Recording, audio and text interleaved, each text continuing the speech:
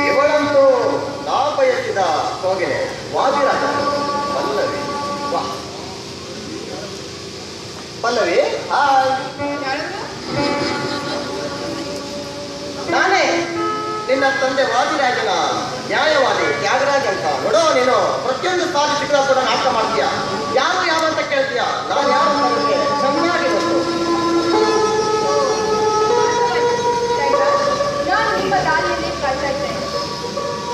ಪಲ್ಲವಿ, ಈ ಮಾತನ್ನ ನೀನು ನಿಜವಾಗ್ಲೂ ಹೇಳ್ತಿದ್ಯಾ? ಅಣ್ಣ ಈ ಹಾಡು ಸಿಡಿ. ಹಾಂ ಸಿಡಿ ಆಗ್ತದೆ. ಆದರೆ ಒಂದು ಮಾತು, ಆ ನಿನ್ನ ಪರಶುರಾಮ ಸಿಡಿ ಸಿಡಿ ಅಣ್ಣ ಸಿಡಿ. ಚೆನ್ನಾಗಿದೆ.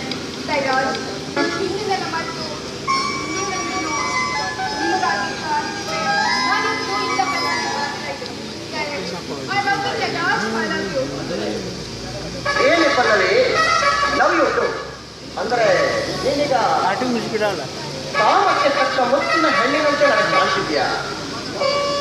ಬಾ ಪಲ್ಲವಿ, ನಿನಗಾಗಿ ತನ್ನ ಜೀವನವನ್ನೇ ತ್ಯಾಗ ಮಾಡಿ ತ್ಯಾಗರಾಜನ ಎದುರಿಗೆ ನಾನೇ ಯೋಗಿ ರಾಜನನ್ನು ಬರವತ್ತಿದ್ದು ನನ್ನ ಹೆಸರು.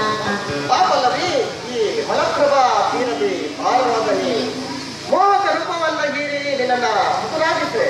ಬಾ ನನ್ನ ಕಾಮನ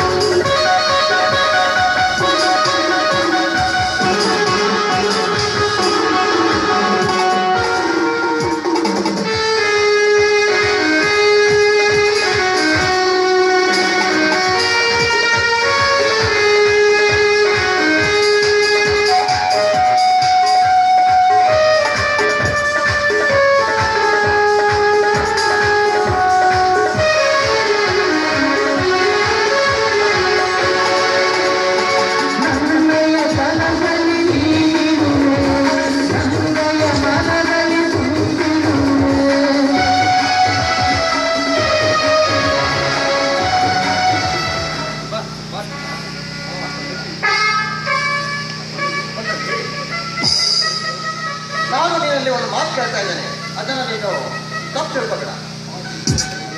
ಅಲ್ಲದೆ ನೀನು ಆ ಶಿವನ ವ್ರತವನ್ನು ನೀನು ಪಾಲಿಸ್ತಿದ್ಯಲ್ಲ, ಅದು ಯಾಕೆ, ಯಾರಿಗೋಸ್ಕರ ಅಂತ ನಾನು ಕೇಳ. ಜೈಲಿಗೆ ಹೋದ ಗಂಡ ಹಿಂದಿರುಗಿ ಬರಬಾರದೆಂದು.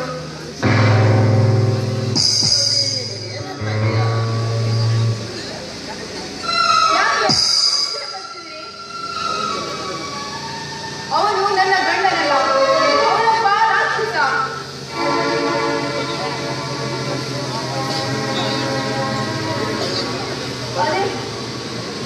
ಅಲ್ಲ, ತನ್ನ ಗಂಡನ ಬಗ್ಗೆ ಎಷ್ಟೆಲ್ಲ ನಿನಗೆ ಯಾಕೆ ಮನಸ್ಸು ತಾಪ ಆಗಿದೆ ಅಂತ ನನಗೆ ಏನು ಅರ್ಥವಾಗಿದೆ.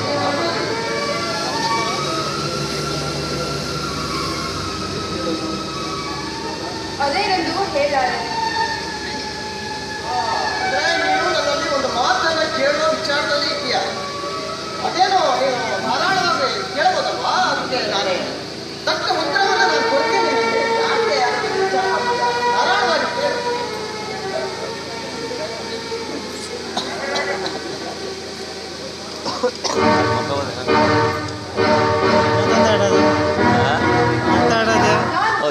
ಇದ್ರೊಳಗೆ ಹೀಗೆ ಈ ಸನ್ನಿವೇಶದಲ್ಲಿ ಯಾಕೆ ಈ ವಿಚಾರ ನಿನ್ನ ತಲೆಯಲ್ಲಿ ಅಂತ ನನಗೆ ಅರ್ಥವಾಗ್ತಿಲ್ಲ.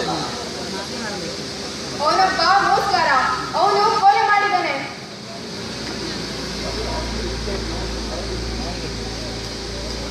ಅದೆಲ್ಲ ಅವನ ಆಸ್ತಿಯಾಗಿ ಮಾಡಿದ ನಮ್ಮ ಅಪ್ಪನನ್ನು ಕೊಲೆ ಮಾಡಬೇಕೆಂಬ. ನಿಮ್ಮ ಅಪ್ಪನನ್ನು ಕೊಲೆ ಮಾಡಬೇಕು ಅಂತ ವಿಚಾರ ನಿನ್ನ ತಲೆಯಲ್ಲಿ ಯಾಕೆ? ತನ್ನ ಸ್ವಂತ ತಂದೆಯನ್ನ ಕೊಲೆ ಮಾಡೋ ವಿಚಾರ ನಿನ್ನ ತಲೆಯಲ್ಲಿ. ಹೌದು, ಅವರನ್ನು ಕೊಲೆ ಮಾಡಿ ಆಸ್ತಿಯನ್ನ ನಮ್ಮ ಹೆಸರಿಗೆ ಬರ್ಕೊಂಡು ನಾವು ಹಯ ಬಿಡೋಣ ಅಂತ. ಹುಚ್ಚಿ ಬಲ್ಲರಿ, ನೋಡು, ನಿನ್ನ ತಂದೆ ವಾದಿರಾಜ ತನ್ನ ಅಣ್ಣನ ಮಗನಾದ ಶಿವರಾಜನನ್ನ ಕೊಲೆ ಮಾಡಿದ್ದಾರೆ. ಈ ವಿಚಾರ ನಿಮಗೆ ಗೊತ್ತಿರ್ಲಿಕ್ಕಿಲ್ಲ ಬಲ್ಲರಿ? ಏನ್ ಹೇಳ್ತಿದ್ದಾರೆ ಟೈಗರ್? ಹೌದು, ಅಂದ್ರೆ ಪರಶುರಾಮ ಕೊಲೆ ಮಾಡಿದ್ರೆ? ಖಂಡಿತವಾಗಲೂ ಪರಶುರಾಮ ಕೊಲೆಯನ್ನ ಮಾಡಿಲ್ಲ. ಹಾಗಾದ್ರೆ ಅವನ ಹೋದ ಬಲ್ಲರಿ, ನೋಡು, ಇದೆಲ್ಲ ಬಹಳ ಕಾರಣ ಇದೆ. ನೋಡು, ನಿನ್ನನ್ನು ನಾನು ಕೊಡೆಗೋಸ್ಕರನೇ ಇದೆಲ್ಲ ನಾನು ಮಾಡಿದ ಪ್ಲಾನ್. ಅಂತೂ ನಿಮ್ಮ ಪ್ಲಾನ್ ಸಕ್ಸಸ್ ಆಯ್ತು. ಮುಂದೆ ಮಾಡೋದು?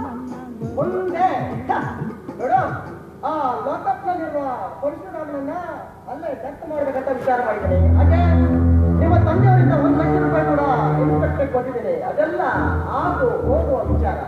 ನೋಡು, ಒಂದು ವಿಚಾರ ಬಂದ್ರಿ, ನಮ್ಮ ಲೈಫ್ ಸ್ಟೈಲ್ ಈಗ ಪ್ರೆಸೆಂಟ್ ಯಾವ ತರ ಆಗಿರ್ಬೇಕಂದ್ರೆ, forget the past, innovating the present, build the future ಎಂಬಂತೆ ನಮ್ಮ ಲೈಫ್ ಅನ್ನು ನಾವು ಕ್ರಿಯೇಟ್ ಮಾಡಬೇಕಾಗಿದೆ ಬಲ್ಲರಿ. ಅದೆಲ್ಲ ಆಗಿದ್ದನ್ನ ನೀವು ಗೊತ್ತಿದ್ರು. ಎಂತ ಜಾಣಕ್ಕಿರ್ತಾರೆ ನಿಂದು. ನಿಮ್ಮ ತಲೆಗೆ ಏನು ಉತ್ತರ ಕೊಡಬೇಕು ನನಗೆ ಗೊತ್ತಾಗ್ತಿಲ್ಲ. ಇರಲಿ, ಮುಂದೆ ಎಲ್ಲಿಗೆ ಹೋಗೋಣ? ನೋಡು ಮೊದಲೇ ನಾವು ಈಗ ನಮ್ಮ ಕವಿರತ್ನ DR ಪೂಜಾರ್ ಅವರ ವಿದ್ಯಾಲಯ ನೋಡ್ಕೊಂಡು ನಾವು ಹಾಗೆ ಮನೆಗೆ ಹೋಗುವ. ಹಾಗೆ DR ಪೂಜಾರ್ ಅವರು ಇಲ್ಲಿಯೇ ಓದಿ ಈ ಶಿವಯೋಗಿ ಮಂದಿರದ ಕುಮಾರೇಶ್ವರ ಶಾಲೆಯ ಹೆಸರು ಕೂಡ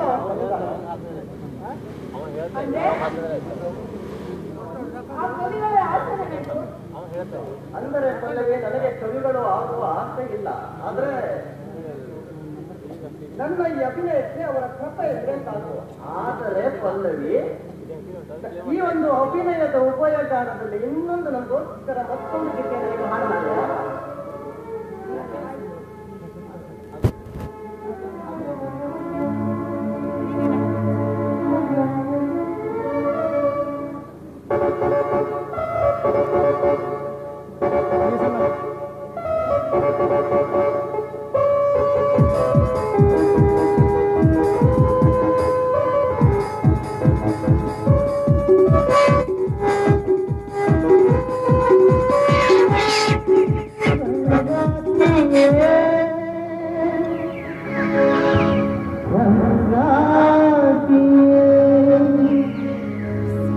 ಸಂಗಾತಿ